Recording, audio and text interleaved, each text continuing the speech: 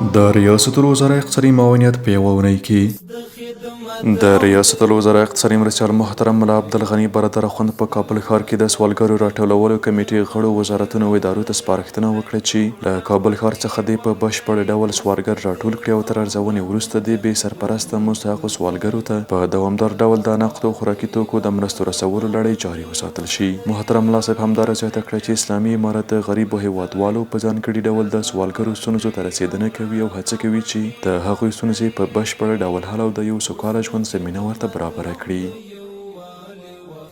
د ریاست الوزرا اقتصادي مرستیال محترم ملا عبدالغني برادر اخوند په مشرۍ لوړ رتبه امارتي مسؤلینو د ازبکستان د لومړي وزیر د مرستیال محترم جمشید خوجایف په مشرۍ له راغلي ازبک پلاوي سره د ارګ په چهارچنار ماڼۍ کې وکتل. په دغه لیدنه کې دواړه لورو په سوداګریزو ترانزیټي او اقتصادي اړیکو سربیره د اوسپنې پټلۍ ترانسپورت په افغانستان کې د کانونو فني استخراج د اوبو مدیریت د کرنې پراختیا او همدارنګه په ازبکستان کې افغان ځوانانو ته په بېلابېلو برخو کې د لوړو زده کړو زمینې برابرولو په اړه هر اړخیز بحث وکړ. محترم ملا عبدالغني برادر اخوند د خپلو خبرو پر مهال وویل د دواړو هیوادونو ترمنځ د لوړپوړو پلاو تګ راتګ ښیي چې زموږ دوه اړخیز اړیکې د لا پراختیا په حال کې دي او په دې سره به وتوانیږو چې د سوداګرۍ او ترانزیت په برخه کې ښه پرمختګونه ولرو. محترم ملا صاحب زیاته کړه اسلامي امارت د خپل اقتصاد محوره بهرني سیاست پر بنسټ غواړي چې د سیمې په ترانزیت کې مرستندوی رول ولوبوي او د دې موخې ترلاسه کولو لپاره یې په بېلابېلو برخو کې موثر ګامونه پورته کړي دي. د ازبک پلاوي مشر محترم جمشید خوجایف د خپلو خبرو پر مهال وویل ازبکستان له افغانستان سره د کرنې، ترانسپورت، ریل پټلۍ، سوداګرۍ، ترانزیت، اوبو مدیریت او کانونو په برخه کې ګډې همکارۍ ته چمتو دي او په دغه برخه کې به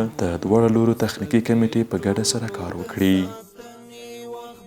د ریاست الوزرا اقتصادي مرستیال محترم ملا عبدالغني برادر اخوند د سلنګونو له لارې د بیا رغونې له کارونو څخه لیدنه وکړه. محترم ملا صاحب د سلنګونو له لارې د قراردادي شرکتونو له مسؤلینو سره ولیدل او د هغوی له لوري د ترسره شوو کارونو ستاینه وکړه او د پاتې چارو د چټکتیا، غوره کیفیت او په وخت د بشپړولو په اړه یې لازمې لارښوونې او هدایات ورته وکړل.